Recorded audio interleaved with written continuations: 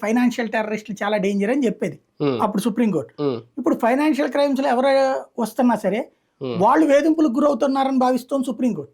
అందుకే కదా మన కేజ్రీవాల్ విషయంలో కానీ రైతు విషయంలో కానీ మాట్లాడినటువంటి పదజాలం. అంటే వేధింపులకు గురవుతున్నారని కోర్టులు ఫీల్ అవుతుంది.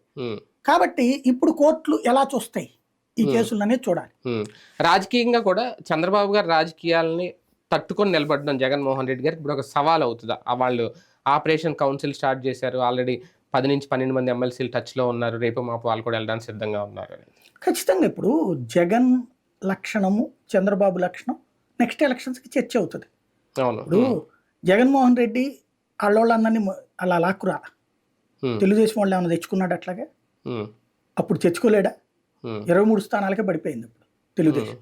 చాలా దారుణమైన పరిస్థితి. ఇంకా అటు నుంచి ఇటు వచ్చారు 23 మంది. ఫస్ట్ అంతకుముందు 23 వచ్చారు. 1924లో అట్లా తీసుకురాలేదు. ఒక నలుగురు వచ్చారు, వాళ్ళని కూడా కండవాలేసి చేర్చుకోలేదే. వాళ్ళ నలుగురు మద్దతుగా ఇటు కూర్చున్నారు కానీ కండవాలేసి చేర్చుకోలేదు. తర్వాత సీట్లు ఇచ్చాడు వాళ్ళు అంతే.